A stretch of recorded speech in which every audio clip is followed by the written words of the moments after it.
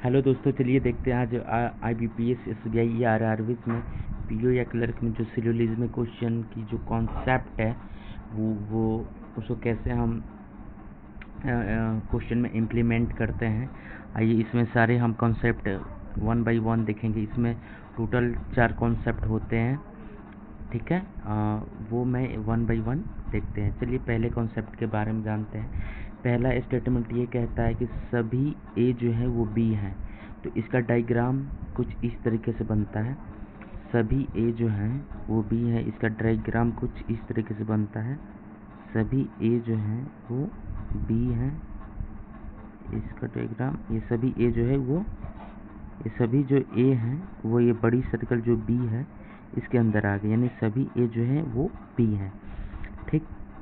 तो इसमें 2 निष्कर्ष होते हैं, ठीक है, 2 कंक्लूजन होते हैं। पहला ये रहता है कुछ बी ए हैं, कुछ बी जो है वो ए हैं। देखिए ये सभी जो हैं, ये पूरा जो बड़ा वाला सर्कल है वो बी का है, ठीक है। तो जो ये इसमें देखिए कुछ ये पार्ट जो है ए ने घेर रखा है, बी का कुछ पार्ट ए ने किया घेर रखा है। तो कुछ बी जो है वो ए है, तो कुछ बी जो है वो ए है, बिल्कुल है।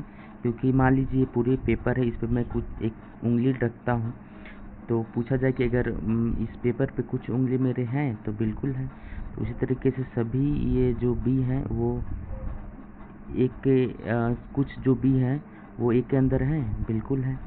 और जो दूसरा है कुछ ए बी हैं, देखिए सभी बी ए हैं, ये सभी बी है जो वो है ए। तो अगर पूछा जाए कुछ ए बी हैं, तो जब सभी हैं तो कुछ भी हैं, जब सभी हैं तो कुछ भी कुछ भी ए बी हो सकते हैं। तो ये भी सही है और ये भी सही है। अगर बोल दे निष्कर्ष में सभी ए बी हैं, सभी ए बी हैं, तो ये क्या हो जाएगा, रॉन्ग हो जाएगा। अगर बोल दे सभी ए बी हैं, तो ये गलत हो जाएगा। क्यों? क्योंकि ये सभी ए बी है, ये कथन को ही रिपीट करेगा। अगर निष्कर्ष कथन बन के आ जाए तो वो, अगर कथन अगर निष्कर्ष बन के आ जाए तो वो ऑलवेज गलत होता है। तो इसीलिए यहाँ पे ये नहीं बोला गया है सभी, यहाँ पे कुछ ए बी बोला गया है। अगर सभी ए बी बोला जाता तो गलत हो जाता, क्योंकि ऑलरेडी कथन में या स्टेटमेंट में लिखा गया है सभी ए बी हैं। तो इसीलिए निष्कर्ष में ये चीज़ें दी नहीं गई हैं, ठीक। ये तो हो गया एक्यूरेट कंक्लूजन, ठीक। अब इसमें जो है संभावनाएं आती हैं, पॉसिबिलिटी भी 2 आती हैं। ये पहले रूल में, यहाँ पे मैं रूल लिख देता हूँ, ठीक। तो पहले रूल में 2 संभावनाएं आती हैं। जब भी ये आए सभी ए बी हैं तो उसमें 2 निष्कर्ष आते हैं और 2 संभावनाएं आती हैं। अब संभावना क्या बोल रही है, सभी बी के ए होने की संभावना है, सभी बी के ए होने की संभावना है। तो कुछ तो बी ए हैं और कुछ के बारे में हमको पता नहीं है। तो जिसके बारे में हमको पता नहीं है उसके बारे में हम संभावना तो जता ही सकते हैं, बता ही सकते हैं। तो बिल्कुल ये सही हो जाएगा। और दूसरा संभावना ये है कुछ बी के ए नहीं होने की संभावना। अब देखिए यहाँ बोल रहा है सभी बी के ए होने की संभावना है, तो ये तो हमने सही किया। क्यों किया? क्योंकि कुछ बी जो है वो, कुछ बी तो पूरा है, इसका कुछ पार्ट तो ए के अंदर है ही, और जो कुछ नहीं है उसके बारे में तो हम संभावना तो बता ही सकते हैं कि है, हो भी सकता है और नहीं भी हो सकता है। तो वही संभावनाएं में बोल रहा है पॉसिबिलिटी में कि सभी बी के जो कुछ, सभी बी के कुछ तो हैं ऑलरेडी और कुछ नहीं है, तो उसके बारे में बता रहा है। सभी बी के ए होने की संभावनाएं हैं, बिल्कुल है। जो बाकी है वो हो भी सकता है, नहीं भी हो सकता है। तो बोल रहा है सभी बी के ए होने की संभावनाएं हैं, तो ये मेरा करेक्ट हो जाएगा। दूसरा बोल रहा है कुछ बी के ए नहीं होने की संभावना। देखिए ये जो कुछ बी हैं वो, उसके बारे में तो कुछ हमको पता नहीं, तो पॉसिबिलिटी दे ही सकते हैं। जैसे यहाँ दी है कुछ तो था और कुछ और जोड़ के सभी बना के इसको करेक्ट कर दिया। यहाँ पे जो कुछ है उसके बारे में बोल रहा है, तो कुछ बी के, कुछ ये जो बी है कुछ बी के ए नहीं होने की संभावनाएं हैं, बिल्कुल ये भी करेक्ट हो जाएगा। तो हम पहले रूल से ये सीखें, स्टेटमेंट दिया रहे सभी ए बी हैं, तो ये इस तरीके से डायग्राम बनेगा और निष्कर्ष इसमें 2 आएंगे।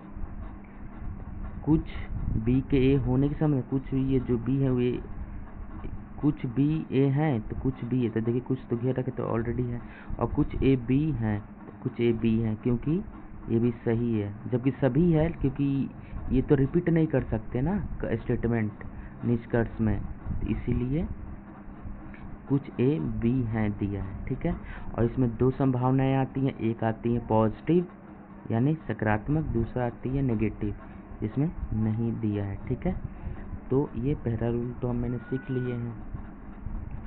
चलिए दोस्तों दूसरे रूल के बारे में जानते हैं।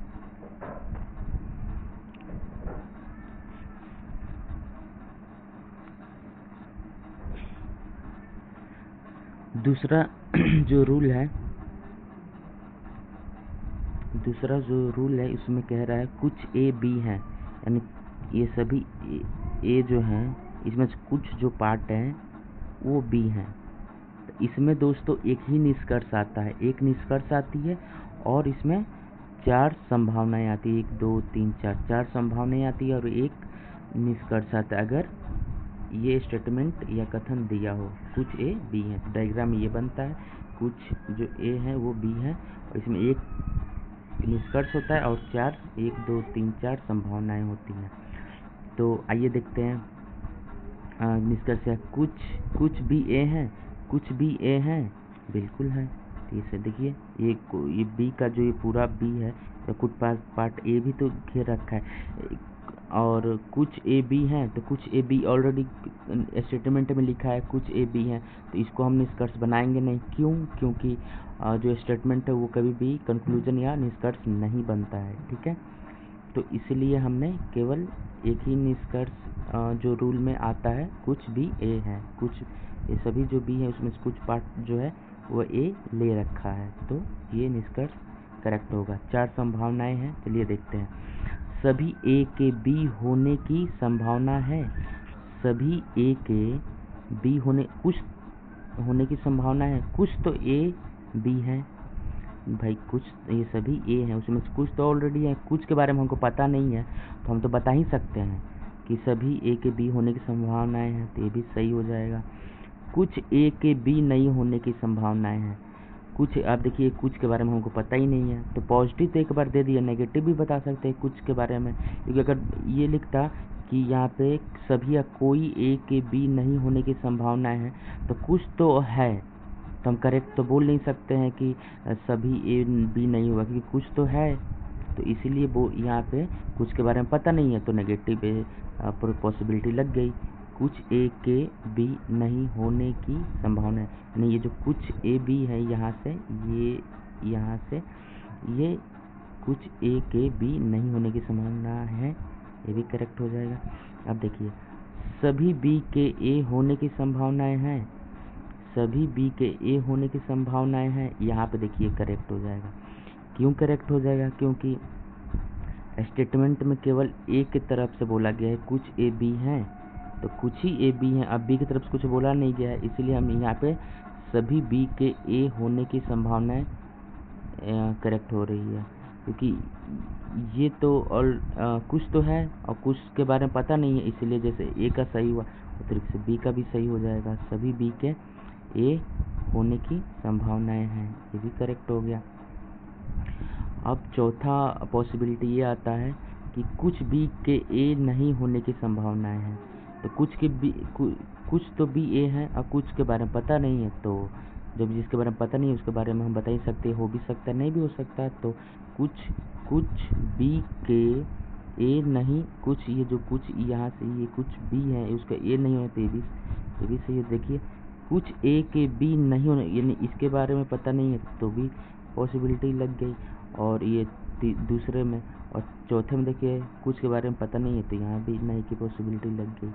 यहाँ पे कुछ भी ए हैं तो सभी कुछ ए हैं और कुछ के बारे में पता नहीं है, तो यहाँ पे होने की संभावना यानी पॉजिटिव पॉसिबिलिटी लग गई। यहाँ पे देखिए सभी ए के बी यानी कुछ ए बी हैं, कुछ ए बी है, किसके बारे में पता नहीं, तो कुछ तो है कुछ नहीं है, कुछ के बारे में पता नहीं है, तो दोनों को जोड़ के सभी बना के इसको करेक्ट कर दिया।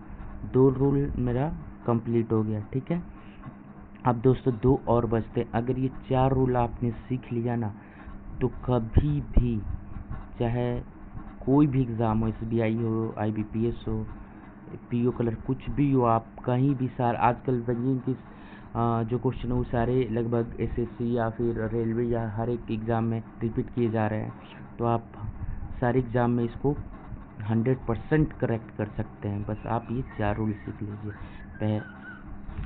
ये पहला रूल हो चुका है। ठीक, अब और ये दूसरा रूल हो चुका है। ठीक, अब हम तीसरा रूल सीखेंगे।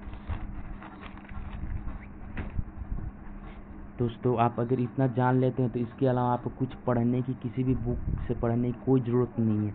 आप सिर्फ और सिर्फ क्वेश्चन की प्रैक्टिस कर सकते हैं। तो चलिए आइए तीसरा रूल सीखते हैं। लिखा है यहाँ पे स्टेटमेंट या कथन, कोई ए बी नहीं, कोई ए बी नहीं तो कोई ए जो है वो बी नहीं है, करेक्ट बोल रहा है, कोई ए बी नहीं। तो इसमें निष्कर्ष 3 निकलते हैं, इसमें 3 निष्कर्ष निकलते हैं दोस्तों। तो और इसमें संभावनाएं कोई नहीं होती, क्योंकि ऑलरेडी डायरेक्ट बोल दिया कोई ए बी नहीं है, तो यहाँ पे कोई संभावना जता ही नहीं सकते।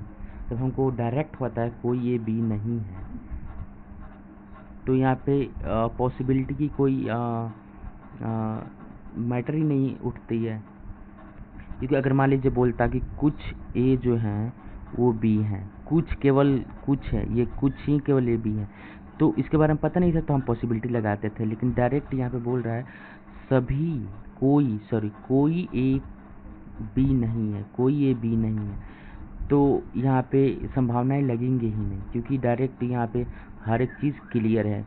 पॉसिबिलिटी या संभावनाएं वहाँ लगती है जहाँ पे कोई चीज़ें क्लियर नहीं होती हैं, और यहाँ पे तो डायरेक्ट क्लियर है, तो यहाँ पे पॉसिबिलिटी नहीं लगेगी।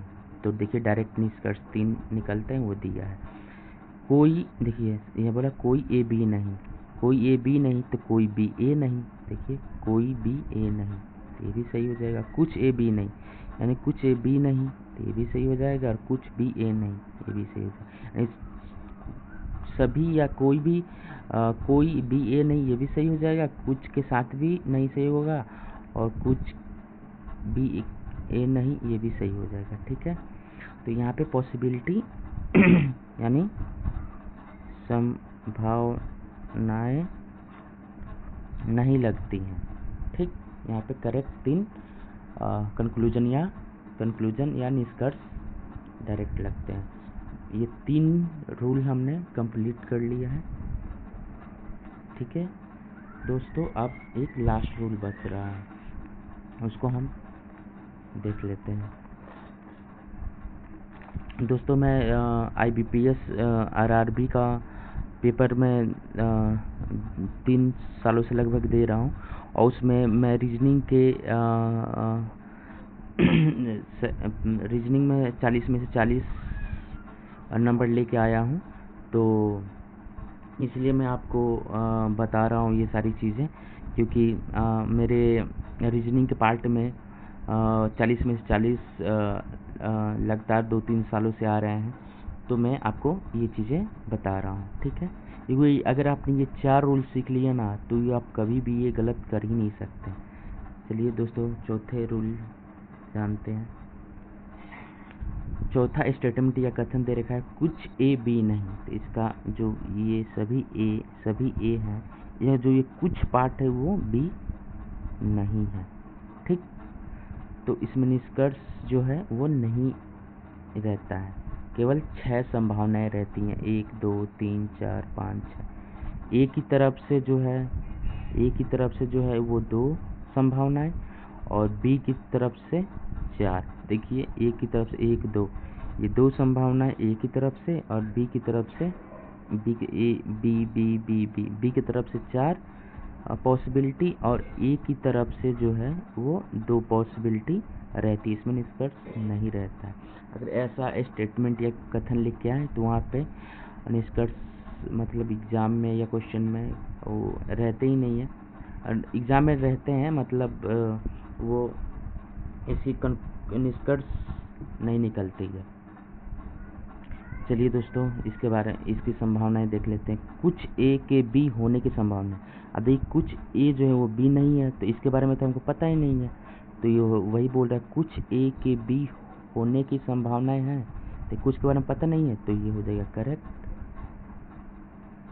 चलिए दोस्तों, कोई ए के बी नहीं होने की संभावना है, यानी कोई ए के बी नहीं, अरे कुछ ए बी नहीं है, तो ऑलरेडी कुछ तो है नहीं, अब कुछ के बारे में पता नहीं, तो कुछ और कुछ मिलके सभी हो गया, तो सभी ए के बी नहीं होने की संभावना, यानी सभी का मतलब कोई, तो कोई ए के बी नहीं होने की संभावना, तो ये भी सही हो जाएगा दोस्तों। ठीक है, अब चलिए तीसरा देखते हैं। सभी बी के ए होने की संभावना है। अब इसके बारे में तो कुछ पता नहीं, इसके बारे में केवल स्टेटमेंट दिया था कुछ ए बी नहीं, तो कुछ ए जो था वो बी नहीं, अब इसके बारे में तो पता ही नहीं, तो ये तो पॉसिबिलिटी लगी सभी बी के ए होने की संभावना है, सभी बी के ए होने की संभावना करेक्ट हो जाएगी, क्योंकि बी के बारे में कुछ पता ही नहीं है, और ये आपको पता होगा कि पॉसिबिलिटी वहीं लगती है जिसके बारे में हमको कुछ पता ना हो। चलिए, कोई बी के ए नहीं होने की संभावना, यानी कोई बी के ए नहीं होने की संभावना है, ये भी करेक्ट हो जाएगा। कुछ बी के ए नहीं होने की संभावना, ये भी करेक्ट हो जाएगा, और कुछ बी के ए नहीं होने की संभावना, ये भी करेक्ट हो जाएगा। मतलब एक पॉजिटिव और एक नेगेटिव, एक पॉजिटिव एक नेगेटिव, यानी बी की तरफ से 4 पॉसिबिलिटी और एक तरफ से 2, बस ये 6 पॉसिबिलिटी है जो फोर्थ रूल में आते हैं। बस दोस्तों, ये 4 जो हैं वो 4 ये जो रूल हैं, अगर आपने इसको बार बार रिवीजन कर लिया तो आपका सिलोजिज्म कभी भी गलत नहीं होगा, कभी भी गलत नहीं होगा।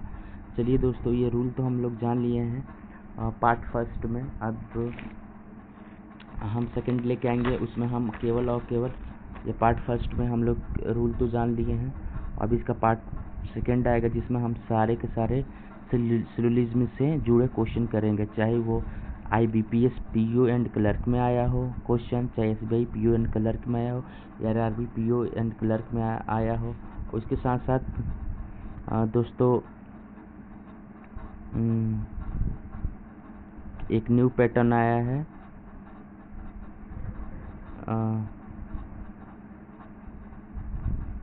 ओनली प्लस फ्यू कॉन्सेप्ट पे।